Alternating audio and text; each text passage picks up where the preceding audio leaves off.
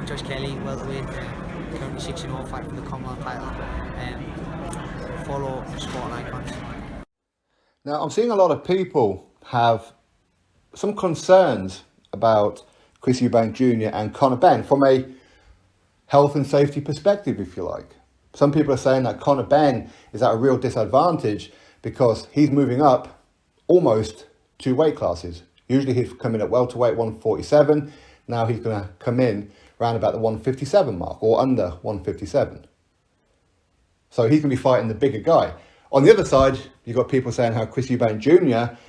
at 33 years old, it's got to be hard for him to make the 160 pound limit anyway, but now he's having to knock off an extra 3 pounds to come in at 157. Then, of course, you've got the rehydration clause where Chris Eubank Jr., he can't rehydrate properly. So straight after the weigh-in, he can't go out and drink what he wants, eat what he wants, all that kind of thing to refuel his body. So which one is really at the disadvantage? Now, firstly, you have to look at the British Box Board of Control, because if something happens in this fight to either fighter, the finger is going to go straight towards the British Box Board of Control. And on their history, where they've been in some real deep strife over things that's happened in the ring. Michael Watson, for example. Nick Blackwell, Edward Gutnick, that girl who Hannah Rankin fought and whatever. There's been a lot of stuff where they've lost a lot of money on court cases and things like that. Now, granted, the British Box Board of Control, I think that their medical response team is phenomenal. I really do. I was there firsthand to see it. So, from that perspective, it's really good. But I'm surprised that they are allowing not only the catch weight, but the rehydration clause. Because if something does happen, the board, that's it. You can pretty much guarantee they are over. They're finished. If something also happens as well, what's going to happen with Matchroom and Eddie Hearn? And they're the ones who made this fight. They're the ones who drew up the contract and everything. Same with Wasserman and Sowlands. They're all in a very, very precarious position. Very, very. Now, who's at the real disadvantage? Conor Benn? Well, Conor Benn, it's not like he's moving up, putting on weight. It just means he doesn't have to cut as much weight. The weight cut for like the last 24 hours, 48 hours before a fight, that's probably the most brutal. Okay? So he doesn't have to go through what he would normally have to go through. There's that way of looking at it. Chris Eubank Jr., losing 3 pounds at the age of 33, it's going to be hard. Now, I don't buy into the whole him walking in with a bucket of KFC. What, you really think he polished that off? Eating some birthday cake, he had a nibble of it. Eating a bit of tomahawk steak and the fondant, chocolate fondant that he had 1 piece. And listen, he knows what it is that he's doing. He's just playing the games. But of course, when he says 60%, he's probably going to be 60%. But at the same time, he's doing it as a way to play games with Conor Benn. What I do to you on fight night, that's me at 60%. Imagine what I would do to you at 100%. That's how far superior what I would be. Now, when it comes to the weight cutting, we know that some boxers do things that they shouldn't be doing. With the old sweatsuits, the saunas, and all that kind of stuff, they shouldn't be allowed to do that, but they do. Okay? When you lose water and you lose fluids, it's one thing to lose it from parts of your body, but it's your brain. You're losing fluids there. How many times have we been to a weigh-in? And I've been to weigh-ins before as well, where the fighter is literally almost being carried onto the scales and then off, and then sat down at the side of the stage, being fed water, being fed some rice and things like that. I've seen it on a few occasions.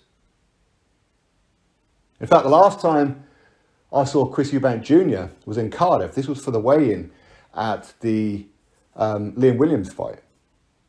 And Chris Eubank Jr., when he stood on the scales, he looked gaunt. Now, of course, I've seen Chris Eubank Jr. in the days leading up to it for the first, I think it was the day before the weigh-in on the Thursday for the press conference and that. I've seen Chris Eubank Jr., he looked normal, but he looked quite skinny anyway, right? But on the scales, within a 24-hour period, he looked gaunt. He looked like he was on death's door. And that's him making 160. Imagine him making 157. Now, on fight night against Liam Williams, he looked okay because he managed to rehydrate himself, drink all the fluids that he needed, put the nutrients back in his body, eat the food that he wants to eat. Against Conor Benn, he's not going to be allowed to do that. Now, we're hearing that he can only put on an extra £5. Others say £8. Others say £10. We don't know exactly what the rehydration clause is. I don't know why that hasn't been released. It should be released, okay? Because a lot of people out there who like to make bets, place bets on fights. They want to know the truth as to what's going on. So if something happened in this fight, and heaven forbid that it doesn't, then boxing here in the UK is going to take a massive, massive hit. Both of these guys are at a disadvantage from one perspective. Conor Benn, yes, of course, he doesn't have to cut so much weight, but he's fighting a bigger guy. Whether Chris Eubank Jr. is 60%, 70%, 80% or 100%, it's still fighting a bigger guy. Chris Eubank Jr. is a problem for anybody his own size, let alone Conor Benn. Conor Benn is not the biggest welterweight in the world. He ain't. So yes, Conor Benn is at a disadvantage, but I don't think it balances it up. Junior losing £3, that's one thing, but the rehydration, that's probably the biggest issue out of all of them. The rehydration clause should not be there. It shouldn't be there. Both of them should be able to rehydrate to whatever that is that they want. That's what it should be. But because it's not there, if something happens on fight night, and as I said before, hopefully it doesn't, well, some heads are going to roll. If Chris Eubank Jr. collapses in the middle of that ring, gets brutally knocked out, has to get rushed to hospital and all that kind of stuff, get put in an induced coma, like when Chris Eubank Jr. fought Nick Blackwell, remember that? Like when his dad fought Michael Watson, like when Nigel Benn fought Joe McLennan. Things happen anyway. But when you're poking a stick as well, it's going to make it a little bit worse if something does happen, doesn't it? It makes it more high risk than what it already is. So, yeah, it's definitely dangerous. No doubt it's dangerous. And the British Box Board of Control, Matchroom, Wasserman, they've got to be very, very nervous that something drastic doesn't happen. And hopefully it doesn't. Hopefully the fight goes ahead without a hitch. The best man will win on the night. They move on, they have a hug afterwards, and they get on with the rest of their life. Hopefully both of them come back and have fights. No matter who wins, who loses, they both come back and continue their careers, okay? That's what we want. But while it's a dangerous sport anyway, to put these kind of catch weights on, to put these rehydration clauses in, is bad. That's desperation of making this fight. In theory, well, in reality, this fight shouldn't even be happening. It shouldn't be. But we know it's a money grab from everybody. That's exactly what it is. Why the board allowing it to happen? It can only be money, right? Can only be. But anyway, my thoughts, drop me yours, click thumbs up, subscribe. Catch you next video.